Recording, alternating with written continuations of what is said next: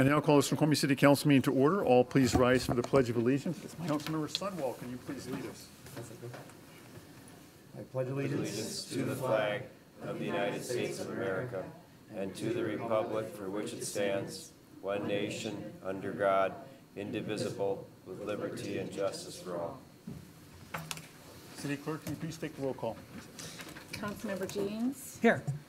Councilmember Ross has requested to be excused. Councilmember Holloway. Here.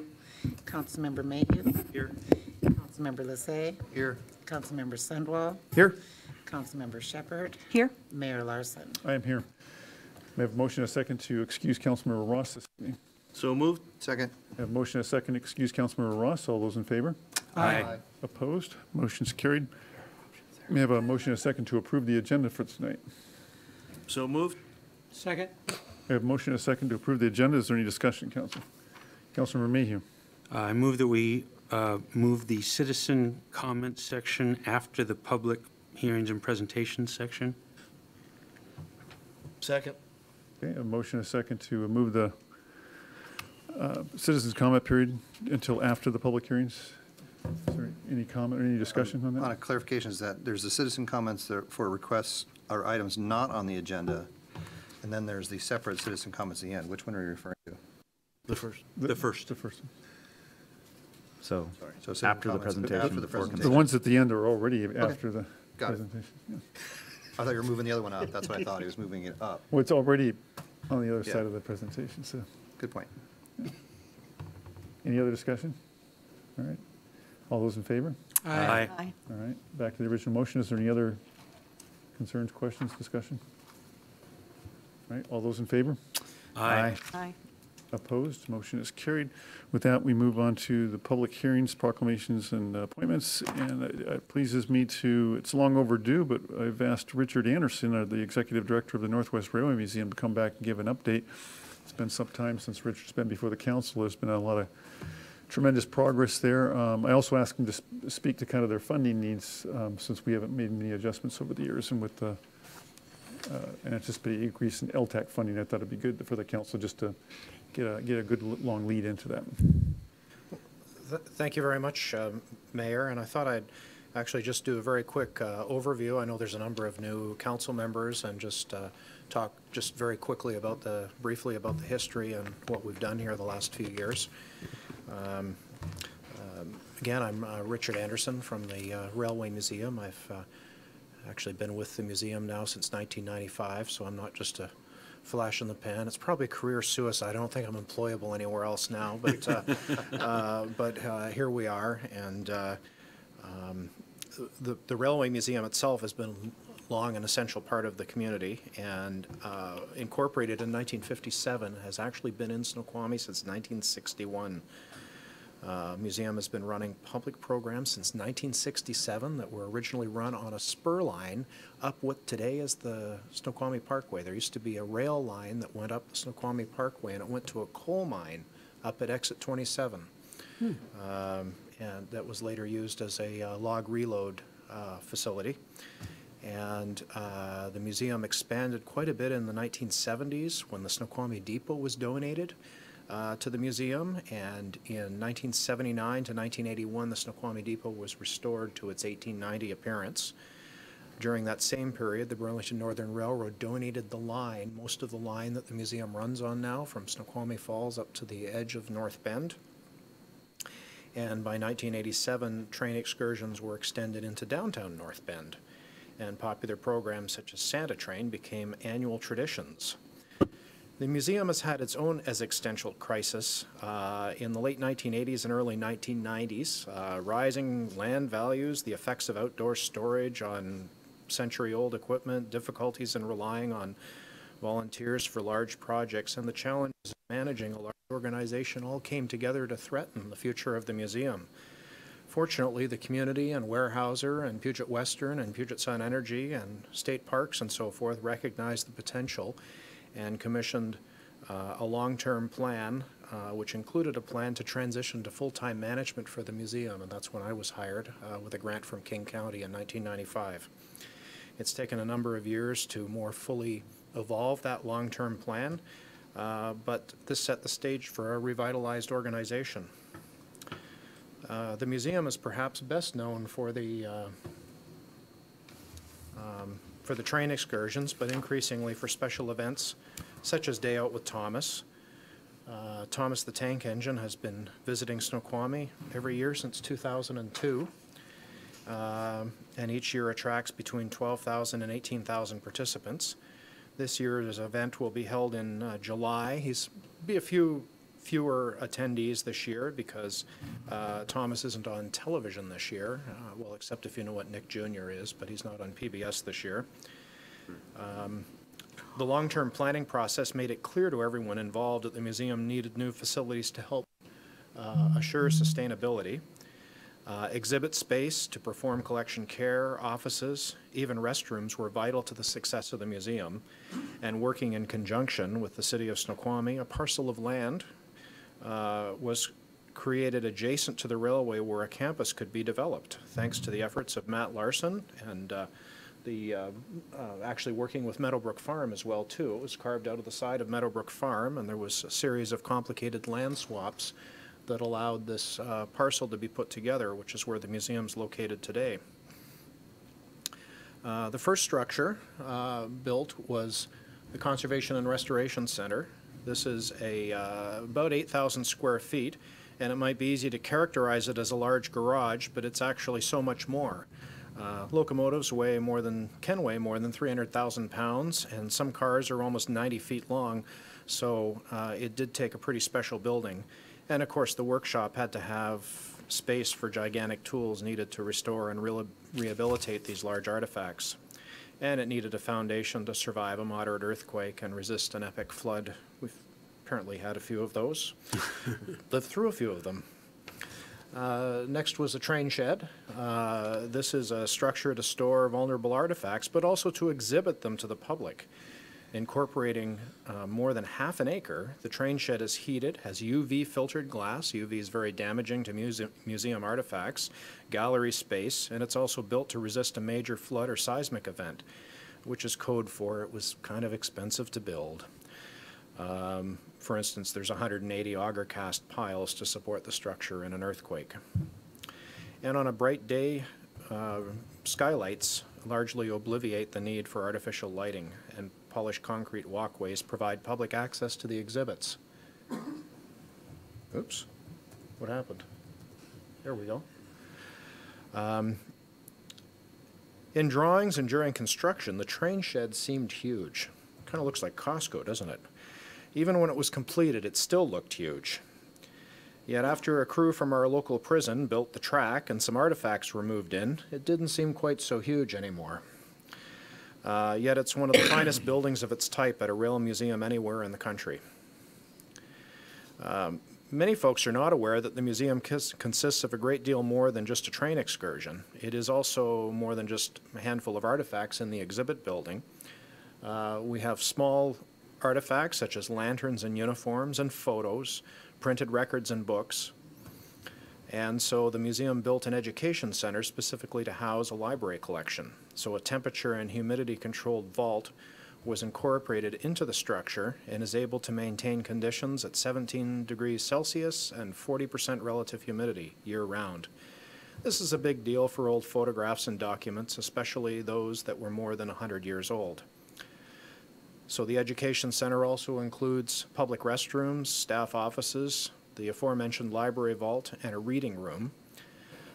It's also designed to resist a moderate seismic event and an epic flood. And the vault is built on the second floor just in case. All told, what I've just showed you is an investment of $10 million over a period of 12 years, which for what we still think of ourselves as a relatively small museum is a pretty huge investment in our community.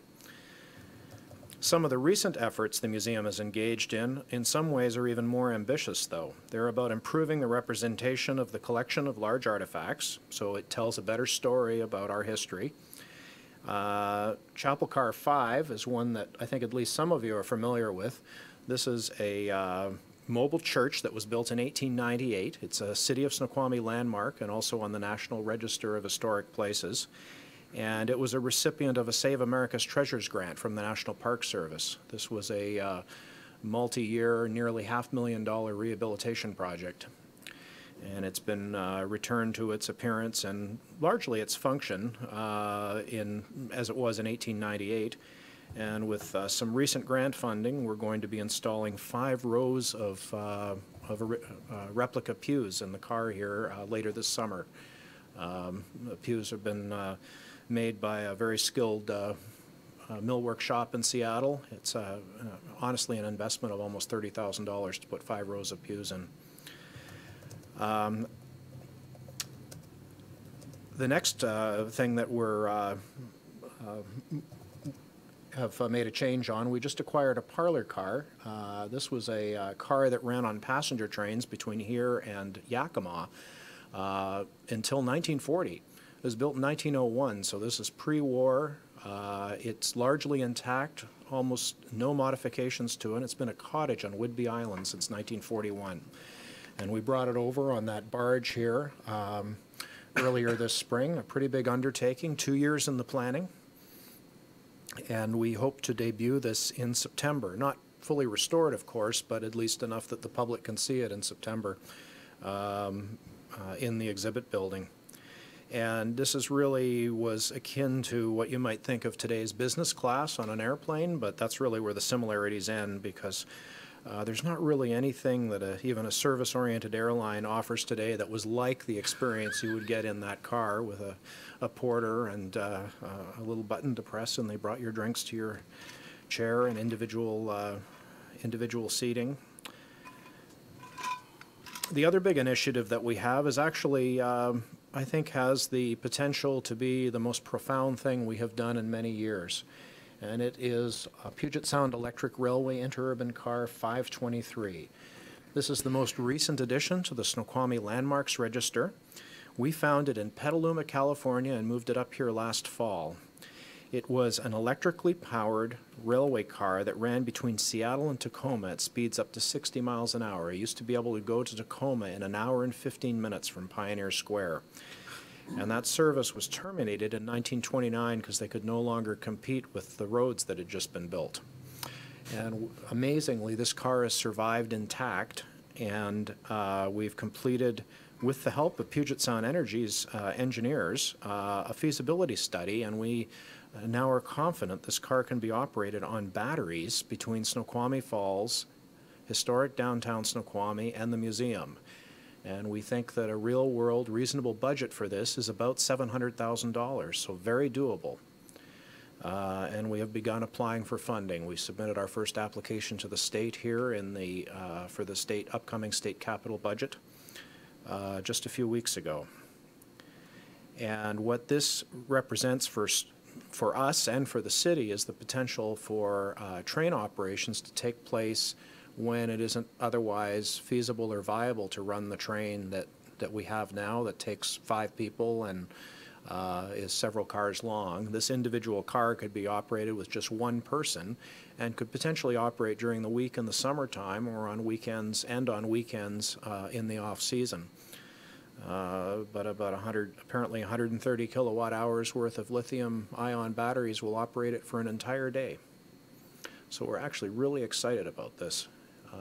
And really think this could make a big difference, again, both for the museum and our community.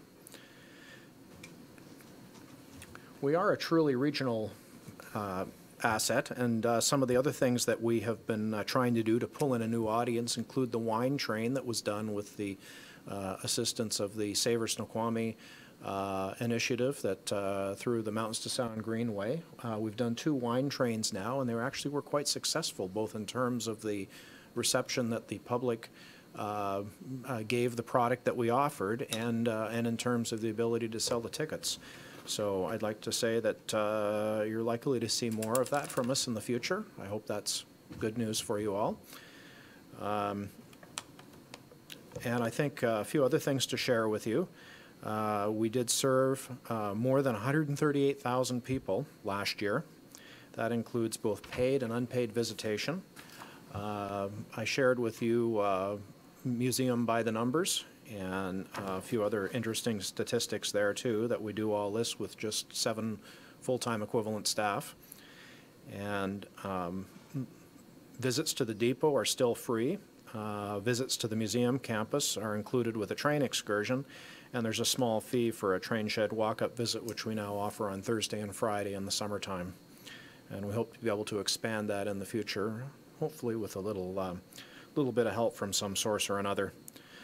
Certainly, the museum's greatest challenge is in the ongoing cost of operations: insurance, fuel, marketing, payroll, track and bridge maintenance, collections care, and more.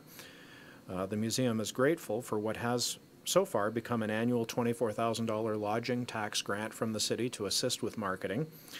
And also the operation of the Snoqualmie Depot restrooms is a partnership between the city and the museum, and that is very helpful to the museum as well, as is parks, police, fire, and public works support during Snoqualmie Railroad Days. We do note and want to share with you that our business model we think is good, but it's precarious. Running a railway museum is not a get-rich-quick scheme. It's a very capital-intensive business. Our competition, if you will, our friends to the south at the Mount Rainier Scenic Railroad are actually owned by the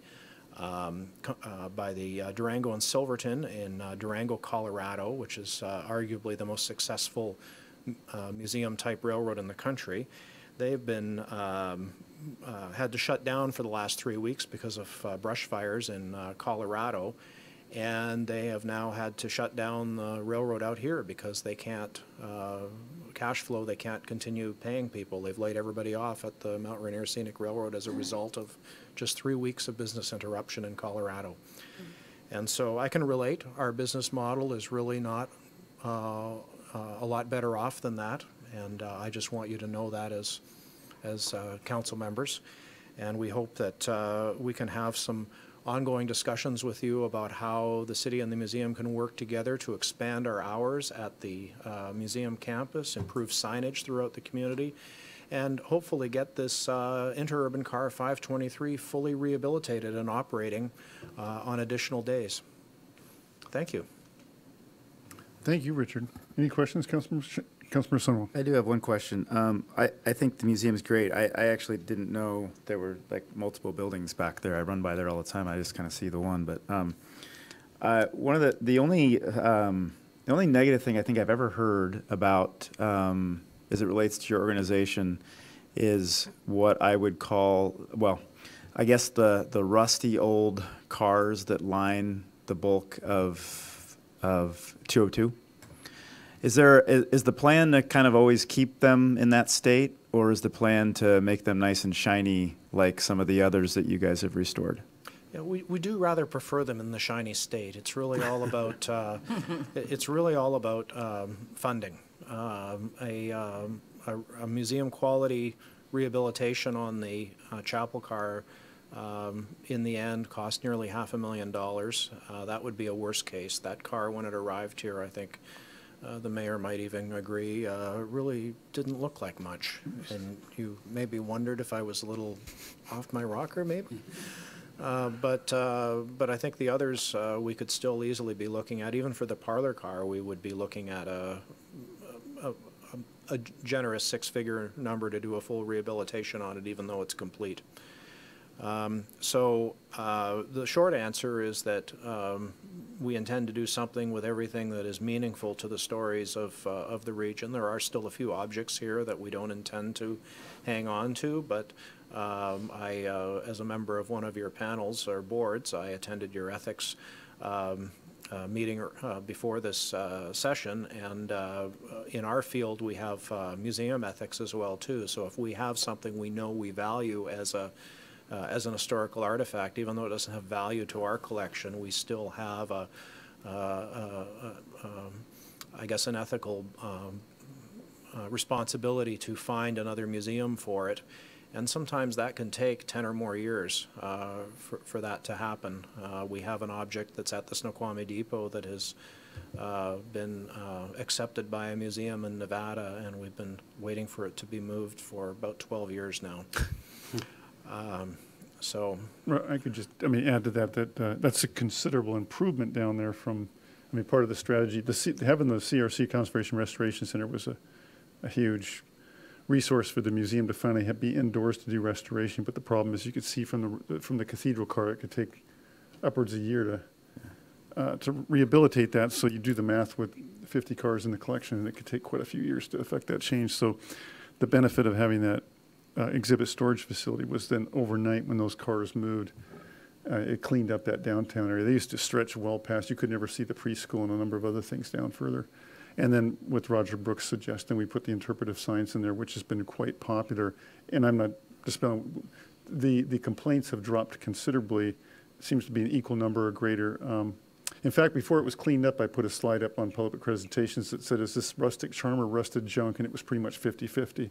So I have to think that the rustic charm equation's improved a bit. But the next opportunity, which is quite expensive, is the Roundhouse. You didn't really emphasize that one. That is another opportunity down the road if there were enough grants to build that 40,000 square foot facility next to the storage exhibit hall with the round table. And pretty much almost the entire collection could go indoors at that point then. That's correct, Mayor. Most of the collection would go indoors at that point, roughly 40,000 square feet, depending on buffer setbacks. On what? Depending on buffer setbacks, Mayor. Oh, The revised new sensitive buffers. areas ordinance from last year. But that aside, we really do feel that is a laudable and achievable goal. But I'm afraid it's at least 5 years in the future before we're in a position to begin working on that in the absence of additional funding. I should note that we have been working with the Cole family to, some of the rustic charm was not owned by the museum nor on the museum property, but we've been working with the Cole family to help them find new homes for the rail cars that were in the back 40 there on the old Dick Thrash property off Railroad Place. And so I believe 4 pieces have left here in the last couple of months, and 2 more will be leaving here. We're helping them move them out of the city. So I hope that helps. Wasn't a criticism, just what I've just heard. I think what you guys are doing is great, so. Oh, thank you very much. Councilmember Jeans. Richard, I'll speak for myself because I've had a lot of experience with you. You are a nonprofit corporation, but you are a wonderful partner for the city of Snoqualmie. You're a wonderful neighbor. You're a big part of city, and I've enjoyed your enthusiasm over all of these years, through all of the issues we've had, growing together. You're a real asset. Your organization, and you personally are a tremendous asset, and thank you for that. Now I got a question for you. Thank you very much. Yeah, I have a question for you. When your train is heading for the falls, and you can stop at the Puget Power, there's a train stop there. The Do museum. you own any of that? Is that Puget Powers? Is all of that Puget Powers? Is that part of your? Do you stop there? We do stop there, actually. That portion, we have a perpetual easement, and we are able to stop at the train station under terms that we negotiated with PSE, and so we are presenting a stop there whenever the museum is open. Perhaps you could back up to that slide. You actually showed a slide of that. Yeah, actually, you're right. With the esteemed Larry Fisher standing there. Right There there. it is. Not too far. Oh, good. That's the old museum carpenter view. shop on the left there, and that's where their exhibits are, and the train station was right behind me when I took the photo. We don't stop up there during Thomas, but we do on all the other trains. It's So just a you little- stop and they can go into the Puget Sound exhibition and, They can. It's just a little bit of a long wait there. It's Right. because it's a 2-hour cycle that we're running on now with the museum stop, and I think that's where the interurban car could really enhance the operation if it was running on a 1-hour schedule between there and the train campus and historic downtown Snoqualmie. I think that would make that a much more appealing destination. It's about an hour-long visit to a museum based on the number of exhibits they have there. 2 hours is stretching it a little unless you're. So with the interurban, you could conceivably drop them off, let them visit the museum, head out to get more people, or do another shuttle run. Yeah, or they could catch the regular train on the weekend. Yeah. Yeah. Councilmember Sunwell? one more quick one. So this actually happened to me yesterday. So Stone Quarry Road, coming, I guess it would be towards Snoqualmie. I was coming, I think 40, 45. I don't even know what the speed limit is there. I think it's 35. There's okay. Probably the only one that goes 40 or 45 down that road. Misspoke. But coming around that turn, at the very last moment, I heard the train whistle. If I had had my radio on or anything like that, I wouldn't have. And that's an interesting curve to negotiate when you come up on a train, which I know is uncommon. But I'm just wondering, I'm sure there's MUTCD guidance on where there should be arms and where there shouldn't be arms, where there should be a yield versus a stop. And it was the first, I don't travel that road a lot. I run it a lot, but I don't try it a lot. It just struck me as, wow, that if I had been listening to the radio and not heard the train, I don't know if I would have been able to stop. Yeah, it's actually the State Utilities Commission that makes that determination, and, but I think with due respect, that's probably why the speed limit's 35.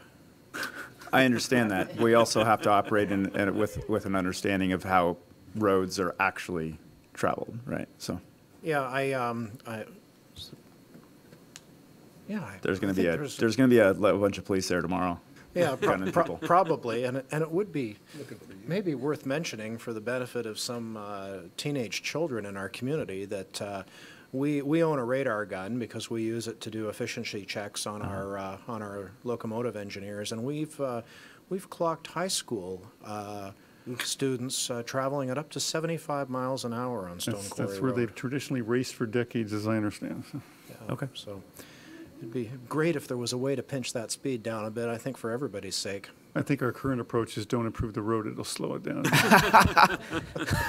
It's in awful shape.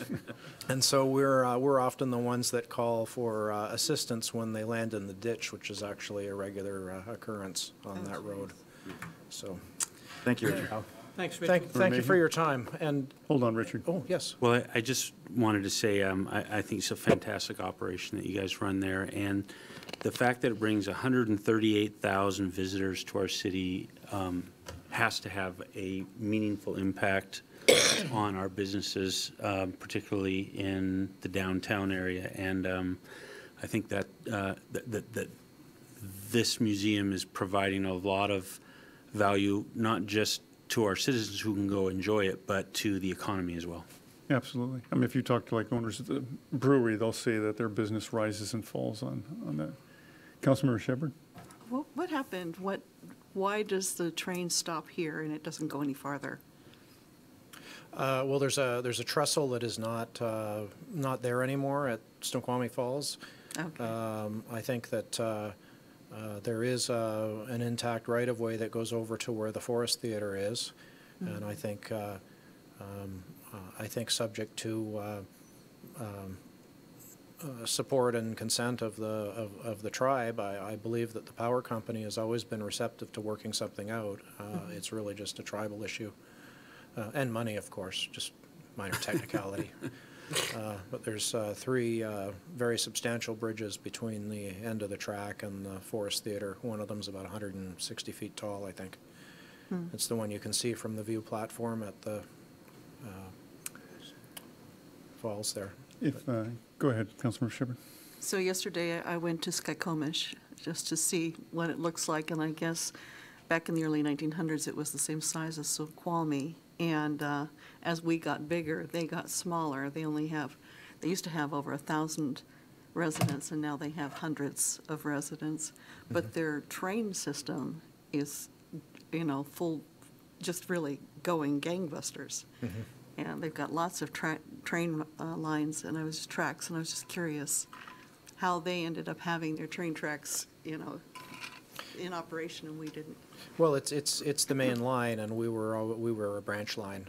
Okay. So our line was built in 1889 by Judge Burke and D.H. Gilman and L.C. Gilman and Denny and Larry and a few other early Seattle notables, and it was really an attempt to get the railroad into Seattle, and they got as far as Tanner and decided maybe that they wouldn't build any further. I think the shortage of money had something to do with it. There's a theme through history here, shortage of money.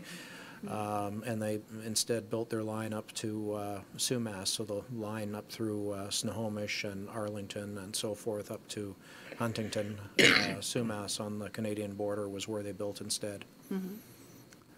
I did want to note, for Councilmember Mayhew's comments about the ridership, if memory serves me, when I first came on the council, the annual visitorship was in the low 30,000 range, and we watched that steadily climb with some great leadership and passion and involvement and vision from Richard and the board.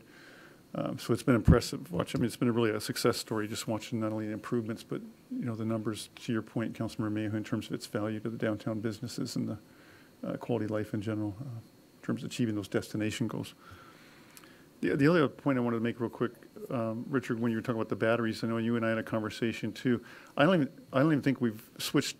It's pretty impressive seeing the solar panels on the roof here now. The first phase looks pretty small compared to the whole array. I don't think they've flipped them on yet, or PSE's come out to flip the meter yet, but I noticed last week on one of these full sunny days by 4:30 in the afternoon, it had produced 110 kilowatt hours. So probably easily achieved 130 kilowatt hours from one day on the roof. You said 135K on the interurban to keep it rolling all day long. So, and I know Richard's going to be looking into some grants for maybe, because they got some big roofs over there to throw solar panels on. It'd be pretty cool if we could even power the thing with some of that kind of energy.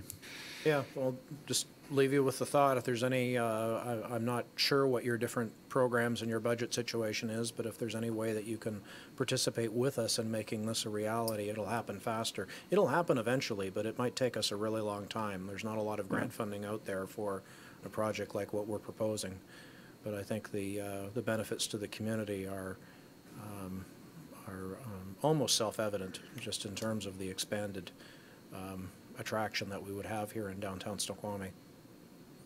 So, any other questions, council, or comments? All right. Richard, thank you so much for taking the time to come in. And well, thank you for the give us an invitation, update. Mayor. Yeah. Okay, have a great evening. And open invitation for any council members that have not had a chance to see that facility. I know that Richard is always eager to offer a tour. Thanks, Richard. Just give me a call. Yep. Show you around. Yeah, we will. Thank you. Anyone else who wants to come out again, anytime.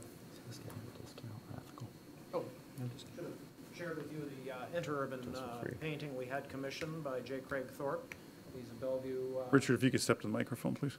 Sorry, I forgot to mention the painting we had commissioned by J. Craig Thorpe of Bellevue. He's a noted artist, industrial artist. He does work for a variety of clients in the region and across the country, including the White Pass and Yukon Railroad up in Skagway. And this is the 523 depicted at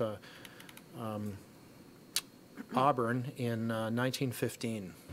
And this has been carefully researched, so it's a very accurate portrayal of what the car would have looked like in 1915. So, All right. Thanks again, Richard. Okay, at this time, I'd invite anyone from the public to comment on any item that's not on the agenda. Comments will be limited to 2 minutes. Citizens or the citizens of the community, of course, have the right to have their elected representatives have their business done in an orderly fashion and to get that done. So that's part of why we restrict the time. Ask you to wait to be recognized, come to the podium. When they can come forward, state your name and address for the record. And I think most of you, the rest of you know the protocol. Mary, go ahead. Hi, I'm Mary Norton, 41502 Southeast Reinig Road, Snoqualmie. Mary, can you pull that microphone a little bit toward you there? Thank you. I'm on the Meadowbrook Farm Board, and I'd like to share some demographic information about rentals at Meadowbrook in the last year.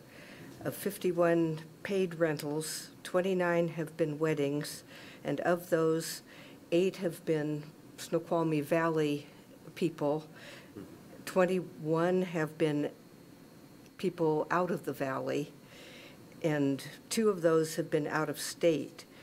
Of birthday party, graduation type parties involving young people, all have been local, but adult parties have all been out of town people. Memorials have been about 50-50. Business meetings have been 80% out of town, Puget Sound area. Of the large field events, 85%, well, I'm sorry, there's been a bike event and the Civil War reenactment last year. And for the bike event, 85% were Washington residents, only 2% were from the Snoqualmie Valley.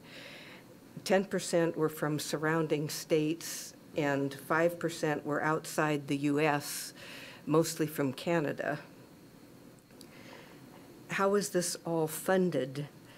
Last year, the Meadowbrook budget was 64% funded by rental income, and the remaining 36% was the contributions of $10,000 from Snoqualmie and North Bend that have supported this city-owned property since 1996.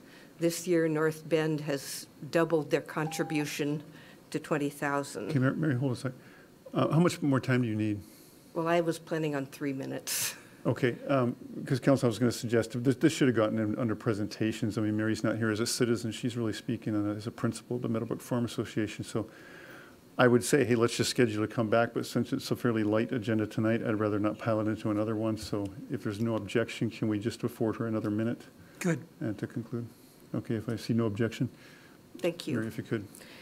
So I have a request. As you work on the biennial budget, please consider that there have been 2 independent business plans for this property that both have a list of rental improvements that could bring more people and more revenue, and both recommend adequate maintenance funding from the cities who are the owners of the property.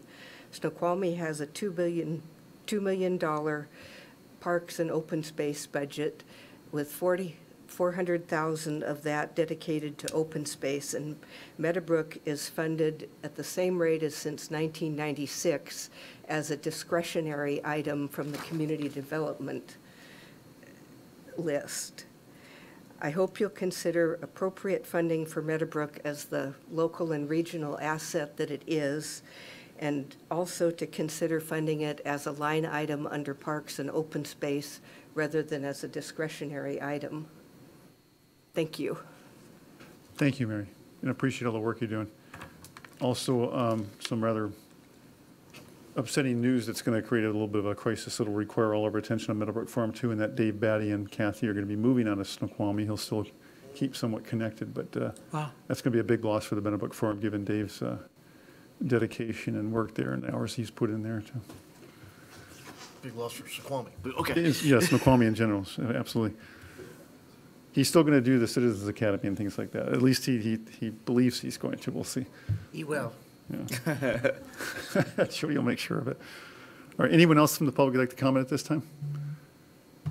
All right, seeing no one else move forward, we'll move on to consent agenda items.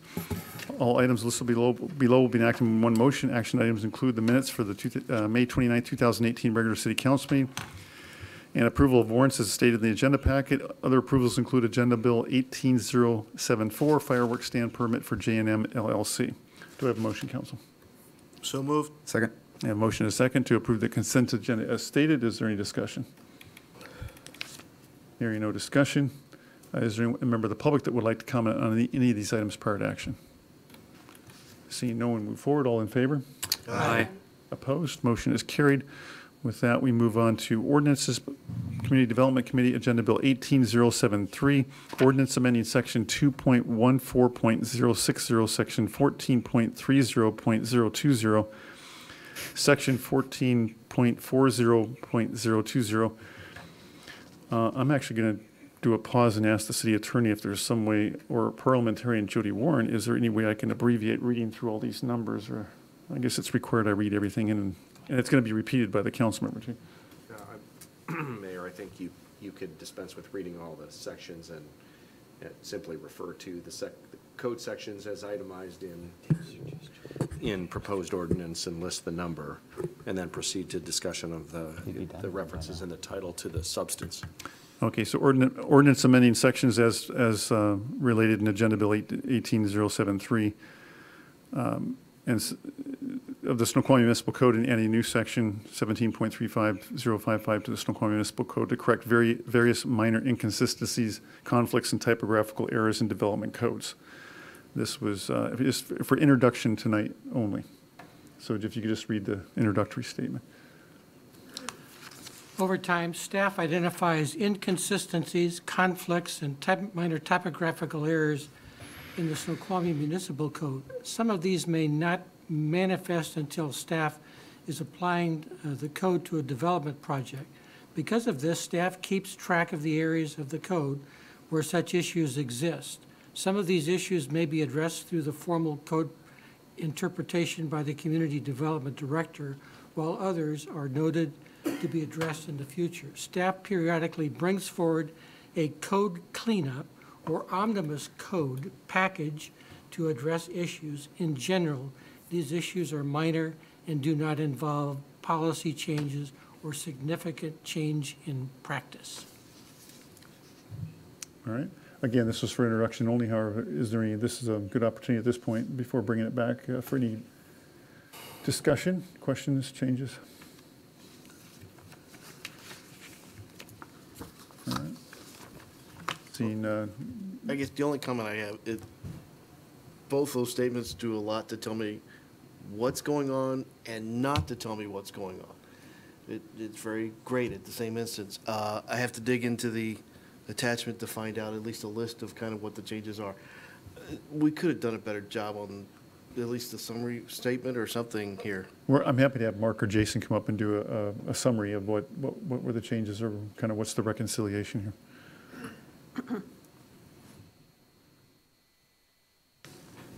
Mark Hoppman, Community Development Director. I think you would appreciate just in the reading of that paragraph, sections alone, the proposed amendments themselves are rather small, but they're in very detailed sections of the code. So unless you dig into the materials, read current code and the proposed, there really is no clarity. I don't know how we expand on that more than citing the code citation, but at Planning Commission and at CD Committee, we went through item by item, especially at Planning Commission. We read current code, the reasons why it's a cleanup, the ramifications, the proposed language, and covered each one and held a public hearing. And so that what we intended with the City Council is provide all those materials that constitute the record, but then summarize it for the agenda packet and the agenda builder software. But the key is in Code Cleanup Planning Commission summary details what happened at that stage. We also went to CD Committee twice, but only discussed issues that were raised. We didn't go through as detailed as the Planning Commission. But they were really vetted with Planning Commission. They really are cleanups. There was one consensus that one of the items was not a cleanup, and that was the downtown height. Staff pulled that from this ordinance and created a separate process that you will soon see for that one issue. None of these are docket items. These come up exactly like the summary statement says. Somebody calls staff, asks a question, we dive into code, and we go, wow, that's odd. Either this is how we see it, or we wish we had more criteria or feedback or substance to judge it by. Let's flag that and come back to it. Some are dealt with urgently through interpretations and documented, and some are left for a cleanup. This is the second cleanup in 3 years that I've been here. Ben Swanson did the first one in 2016, and Jason Rogers is here in 2018 to cover any of the individual items that you may have comments or questions about. Councilmember Shepherd. So 1512-110, hazards and emergencies, the building official may temporarily waive the requirement to obtain a permit under this chapter. What exactly caused you to decide to modify this? Jason Rogers with the Community Development Department. What triggered this one is we were looking at some just permitting procedures for flood hazard permits, or rather flood improvement permits, excuse me, and we realized we don't have emergency authority.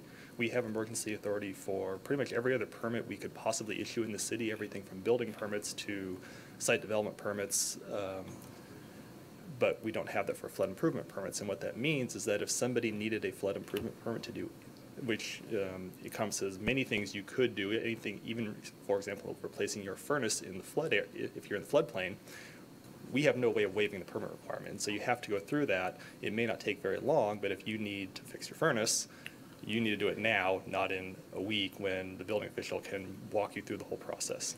So the building official can't actually declare a state of emergency, right? Where we could bypass having more than one bid on something that has to be purchased by the city? It's not like that at all. It's Okay. so the language is written solely for the purpose of that specific code chapter. So for flood improvement permits only, it doesn't apply to anything else. After some discussion with the Community Development Committee, we did change the language a little bit to strengthen the consultation language from other city officials, which are unspecified, to specifically the Community Development Director, the City Administrator, and the Mayor. So the building official couldn't arbitrarily do it without consulting other officials. Okay. Councilmember Jeans? Maybe I don't need to say this, but I'll say it anyway. The makeup of the Planning Commission, especially over the last couple of years, is extraordinary. I mean, they're just extraordinary individuals on the Planning Commission now. And when they do deep dives, they do deep dives. And they've done a deep dive on this. And at the end of that, in their code cleanup summary report, which is an exhibit, they unanimously passed all of the items on to us, the council, for approval. So that impresses me when, through that deep dive, they are comfortable with these items. Thank you, Councilmember Jeans. Councilmember Lissay? All right, I guess preface, Councilmember Jeans, I assume, were you referring to Councilmember Lissay as part of that description Oh, as well? yes. No, apparently I'm not, no, I've moved on from that one now.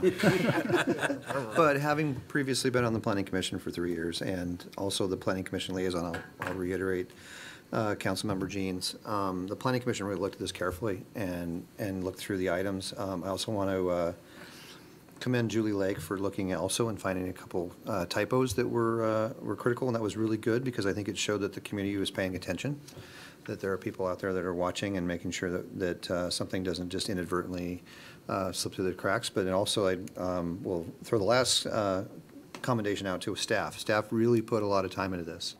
They wanted to make sure that this became a cleanup item, not a policy item. And a lot of discussion happened at Planning Commission, and we discussed it also at Community Development Committee, that this is about cleanup. This isn't about policy. Policy is something different. Policy is something that comes from council. So as this sits now, I think it's a really good document. I think they've grabbed the items that needed to be taken care of, put them in their proper place, and you know, I understand we're not doing any action tonight, but I would support this tonight. Okay. Councilmember Shepherd? So under 15048-170 Board of Appeals, are we taking away Board of Appeals? Is that the plan? So right now, if there is appeal of a building permit or any decision by the building official, that would go to the Building Board of Appeals. That has never been constituted, at least in the last 15 or 20 years. Certainly, John Cooper, the current building official, can't recall the last time that occurred. So in an attempt to not have to constitute such a board should we ever need it, we have a hearing examiner contracted. This is standard practice in other cities in the region. So it made some sense to, at least to staff, to adjust the language to let the hearing examiner hear appeals under the building code. Otherwise, we risk having a board that sits around for 10 years waiting for something to happen. Huh? Yeah. Any other questions, council, or discussion at this time? Jason, thank you. Is there any member of the public that would like to comment on this item prior to possible future action? All right, see no one move forward. Again, note this will be considered for action on June 25th, 2018.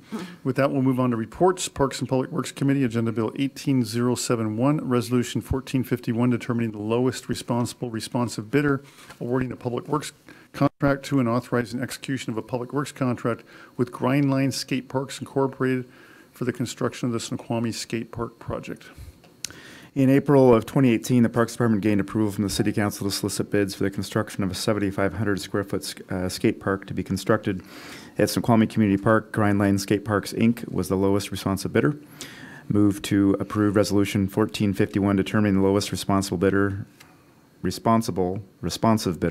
awarding a Public Works contract to and authorizing execution of a Public Works contract with Grindline Skate Parks, Inc. for the Snoqualmie Skate Park project. The only thing else. Need a second, folks. Oh, yeah. All right, have a motion and a second for Agenda Bill 18071 to state by Councilmember Sunwell. I think all I'll say on this is the reason we didn't put this on consent is because it's just a good news story, and I wanted to give you one more shot at talking about how awesome it is so kids around the world can come to Snoqualmie and skate. So I'll put it in an analogy. Tonight's my Super Bowl. We ran the ball all the way down the field. We're on the 1 yard line. Oh, and boy. we are not going to pass it. Oh, boy. We are going We to run will. it in.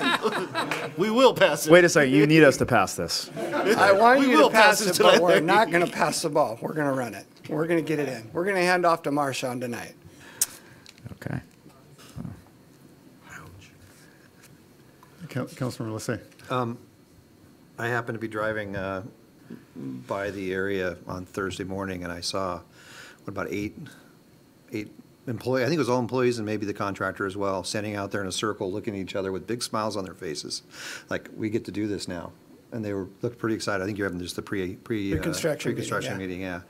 And I think that's exciting for the whole community. I think it's something that we can maybe cross our fingers and not get bad weather and get this thing done, before the school year starts. That's or the very goal. close to it, and see the kids out there skating here before summer's over. Right. So.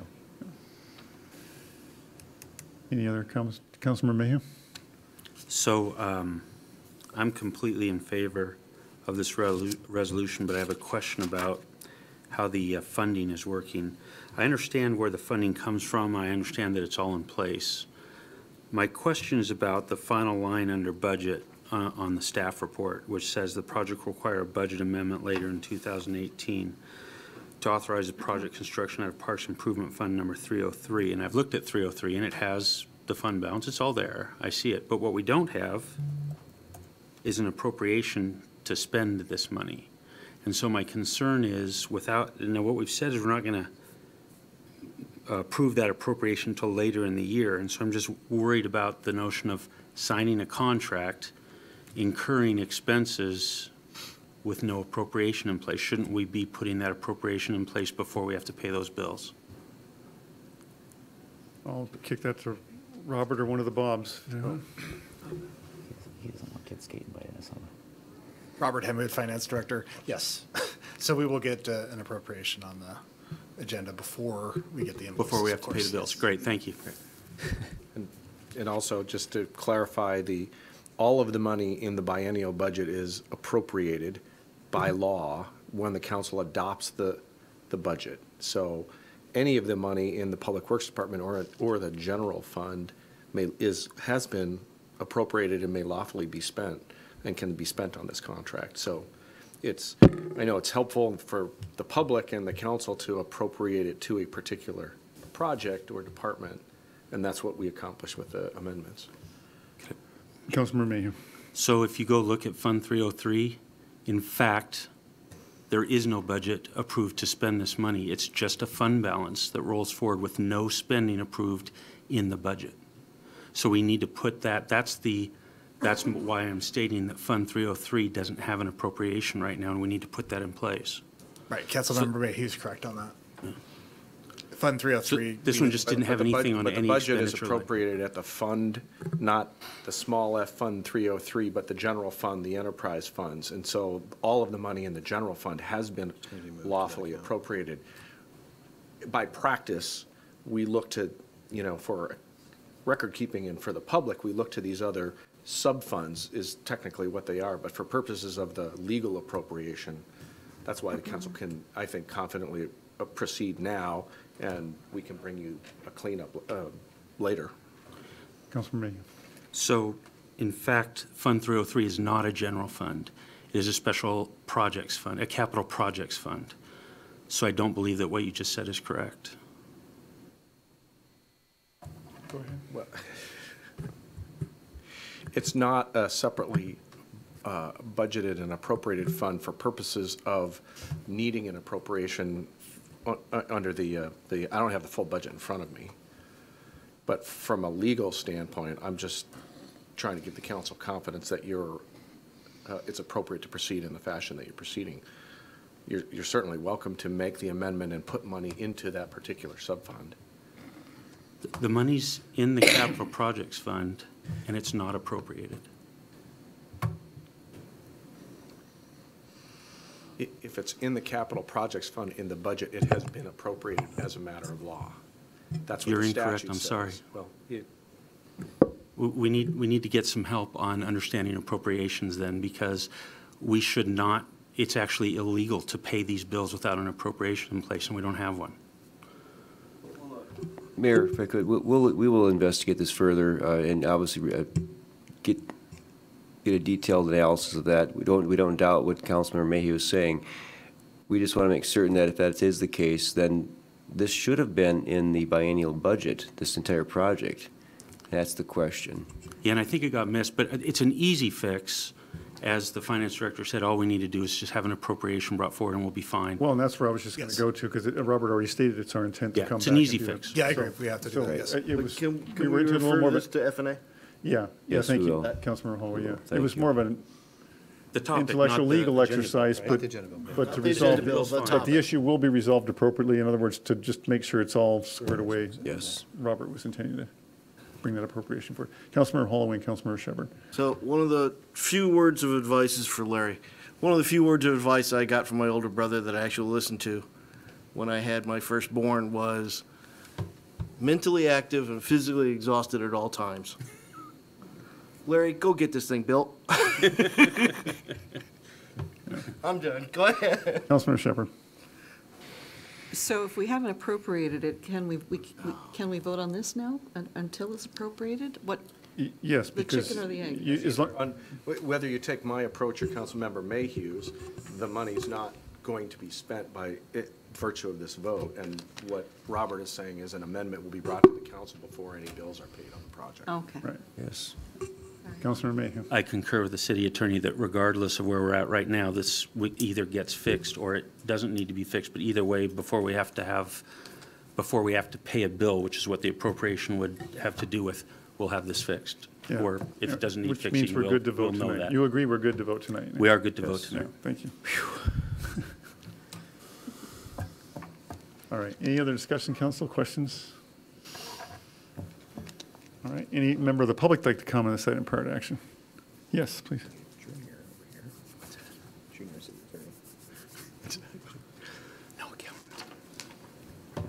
Hi, my name is Kendi Sasaki Ross, and I'm here to support the Snoqualmie Skate Park. And I guess what I wanted to do is read a letter that I had written in support of the park a year ago. And here it is. I am a mother of an avid skater who started his journey into skateboarding on Snoqualmie Ridge approximately 6 years ago. My involvement started in November 2013 when my son was approached by the youth director of the YMCA to become involved in a group to build a skate park in Snoqualmie Ridge. This was the beginning of the Snoqualmie Skate Park Collective. My son, husband, and I have been on this committee for the past 3 years. We started out as a group of about 10 kids and parents, now down to the 3 of us as the original committee members, and many other avid skaters, youth, parents, and community members coming and going throughout the years. Despite its ebbs and flows, we are still committed to see the skate park become a reality, as we have seen firsthand how skateboarding can help youth grow mentally, physically, and socially. There are many reasons why I continue to be involved in this initiative. I have seen my son learn so many life skills and lessons through skateboarding. He has made wonderful friends, developed leadership skills, confidence, and physical and mental endurance. He has learned to persevere not only through the process, but through many, many falls to make that one landing. It is one of the few activities that you fall, get back on your board, only to know that you will fall again, but you keep on doing it. I believe it is a metaphor about real life. I admit that I had some negative stigmas and assumptions about skaters, only to find out that many of these were false. They are a community who support one another, show deep respect, and are generous of time and knowledge. I have met very accomplished business people who love to skate, dads bringing their sons and daughters to the skate park, and women and girls competing in contests.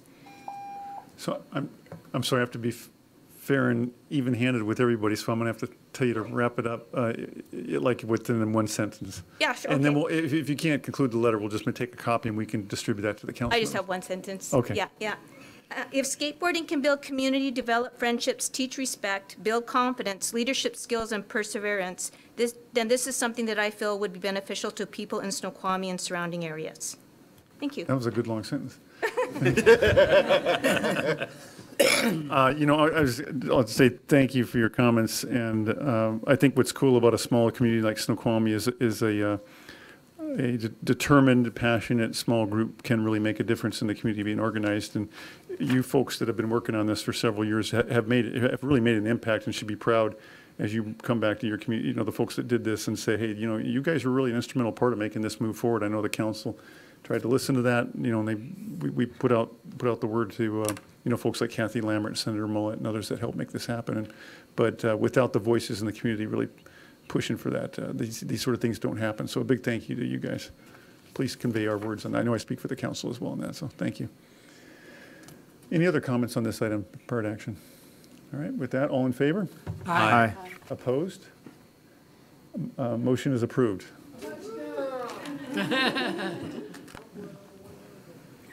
Congratulations, Larry, and all you guys that, I know you put a ton of time into that too. And Dan, this was one of those big, big dives that I wasn't, or big grasp that I wasn't sure if we were ever going to quite get there. But you guys just sticking to it really made it happen. I'm really proud of your work, so thank you. All right. With that, any other report for Parks and Public Works Committee?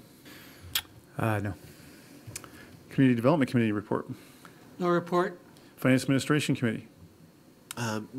Other than I'm still working on the public comment sections. The intent is to move to one public comment at the beginning of the agenda so we can incorporate public comments in our discussion moving on. To suggest a limit, we've seen it here, the 2 minutes is kind of tight, to suggest a limit of about 3 minutes for that, and then to adjust an agenda bills that we have public comments shortly after introduction or movement on the agenda. So again, we can incorporate public considerations into our deliberations. I will have that to FNA and then to you guys probably next meeting. Okay, other than that, no report. All right. Public Safety Committee. On behalf of Catherine Ross, who is away, the Public Safety Committee has no report. Are you going to move back to your seat now? That sounded more like it was in the tradition of Councilmember Bob Jeans there. But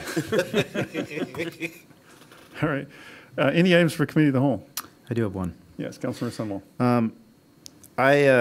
I was wondering, I know there was a point in time 2, 3 some odd years ago when special event permits came before council, and those were approved by council, and there was some move to not do that. What I'm asking is, was that formalized, and if so, yes, or is that just become an in-practice thing? Because there's been a concern or two I've had over one or more that have gone through that. Don't know if that should have come to council necessarily, but it made me wonder. I wanted to be able to understand what the thinking was behind that, other than, I know I don't want to add more to our agenda type thing, but I just didn't know if that was codified somewhere. Bob, do you want to speak to that? Yes, it has been. Yeah, Bob Sturbank's pulling it up. Okay, and maybe Bob, if you could just circulate that to council. We don't take up time here. Yeah. But Be fine. Well, I'd strongly encourage any council member that had a concern or question about a special event, if they were hearing concerns from anyone in the public, to immediately contact Bob Larson. He is the final authority on. But I don't think we see them until they appear here, correct? That's correct. And so that makes it kind of like, for example, on the farmer's market, for example. Right. We have a basically empty parking lot where the grocery store is that could have theoretically been used for a farmer's market rather than shutting down Center Boulevard. I suspect you were hearing things about that prior to just showing up here, though. Yes, but there have been a couple other things that have, when we shut down the Parkway 6 months ago for a car commercial. Those types of things. The one I did, you mean? I'll blame you, sure. So just those types of things, just every once in a while there's one that's like, we probably should have taken a look at that. And there's not really an opportunity to do that until now when they always appear on consent. And so that was my only question. Yeah, the code was amended in 2014, and it puts the permit issuance or denial in the hands of the city administrator or his designee following consultation with appropriate departments and agencies, and it's 12.090 in the municipal code.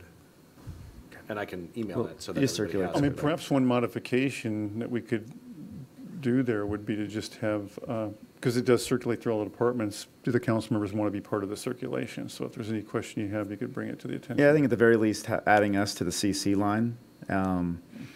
And if you don't get any comment, move right along. But that way it's not being brought up here. It just feels a little bit late in the game, because as an event planner myself, a few times a year here, that's sort of late to be getting feedback of a significant nature.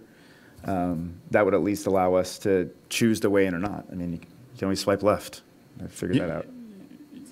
You're getting them here, you mean in the form of a staff report or? No, like what you're talking about in the cycle. So when I submit a special event permit, it goes to Jody, and then Jody circulates it to all the departments. I guess what I'm saying is potentially add city council on that line. Yeah, no, what I'm saying is I'm not aware, where does it come back on the agenda packet? It doesn't. It comes back in an email saying these are approved. Right. Oh, okay, in an email We after include- they've been approved, include okay, council. okay. Yeah, we receive an email with the approval ones, but we don't see it beforehand to be able to provide any comment, if necessary.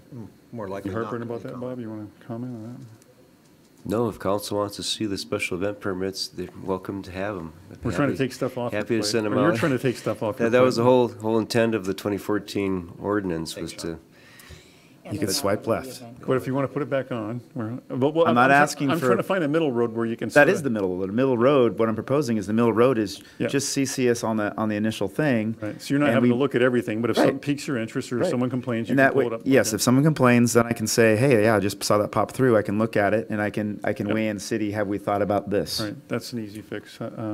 sure. And 90%, 95% of the time, you'll hear nothing from me. Right. Which is generally good for everybody. I suspect 95% for most of you. Councilmember Shay. So are we done with that topic? I can bring up a Go different ahead. topic. Yeah. Okay. I just wanted to get some information about what's going on with the trees in front of the Snoqualmie Brewery. You were provided with an email response later this afternoon. Perhaps you hadn't seen it yet. Yeah, I got response from Mark Hoffman, and I circulated that amongst the council members this afternoon. Fairly detailed, actually. It was. And I would suggest you read the email. I don't think we have to go into detail right now, but it's. No, the update is the whole project, not just about the trees. So that was Yeah. sent 3 PM or so. Yeah. It's pretty thorough. Okay. I mean, I like it. It's pretty thorough. All right, any other items, council? All right.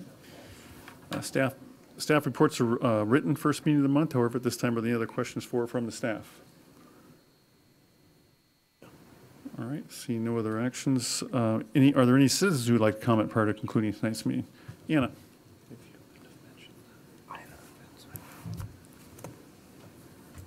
Anna Sotelo, 7713 Center Boulevard Southeast. So just to kind of piggyback on the F&A meeting about talking about time and being able to speak, I was late. This is a perfect example. I was unable to be here in the first, I guess it happened in 3 minutes where I could have.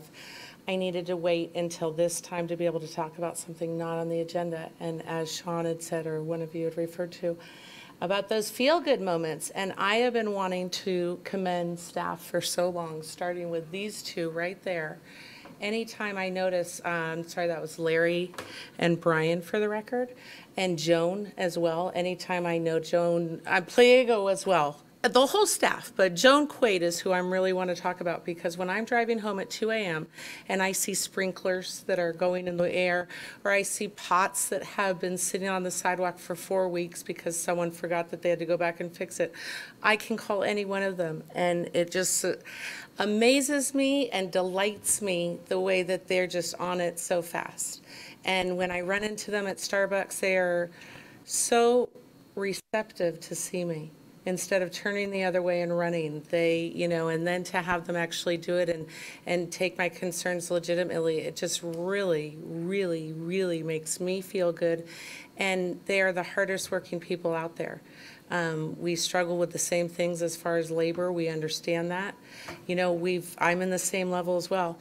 We've set a standard, and right now I think people need to realize that with employees and labor, it's really hard to live up to those standards. So if you can't find, you know what I mean? So again, these guys are the hardest working people in this city, as well as everyone else in this building. Thank you, Anna. Anybody else like to speak this That's time? why it needs to stay, that I can be able to say something like that, because that's a non-agenda item. Oh, please, I'll have somebody who say they can't be here at the beginning. I gotta try and figure it out. Work, Brian. It's a tough job. Someone's got to do it. All right, Chad, your timing is perfect. We're doing public comment as we're just about to wrap up the meeting. Did you want to come up and introduce yourself and say? Here to listen, thanks. You don't even want to explain who you are? Just say hi, introduce yourself. It's We have a just lot of- We Chad. have a lot of new council members. Why don't you just come up and say hi, introduce yourself? Doesn't have a last name, right? It's just Chad. Hi, folks. For the record, Chad Magadance, a state representative for 2 terms. I was ranking member of the House Education Committee. I'd love to have a chance to chat with you. Obviously, I'm running for re-election to the House, and in particular, my focus has been education. I was one of the lead negotiators for the McCleary deal, and I don't know if you saw the news last week, but the courts finally closed that case. Very excited that we were able to double state funding for K-12 education. And in the Snoqualmie Valley area in particular, they got a 101% increase over 8 years. And that's net, state, and local. So even reducing the local levies next year, we're coming out with a significant influx of new funding for our kids. And I'd love to work with each of you to make sure that that money is spent to maximum effect for student outcomes. So I look forward to kind of touching base with each of you individually, but I thank you for the opportunity to address you here today. Thank you. Thank you, Chad. All right, if there's no one else coming from the public, at this time, we're going to go into executive session regarding, I'm going to recess the regular meeting and call for executive session pursuant to RCW 342.30.110, Section 1II regarding that section. Bob Sturbank, Mark Hoffman, and Bob Larson are asked to remain. The executive session will last approximately 15 minutes, and there may be action following. Following that will be a second executive session pursuant to RCW Section 342.30.110, Section 1I regarding potential litigation. Bob Sturbank, Nicole Sanders, Mark Hoffman, and Bob Larson asked to remain. The executive session will last approximately 20 minutes, and there may be action following. Everyone else gets to go home and enjoy this great weather. Yeah, thanks, Joe.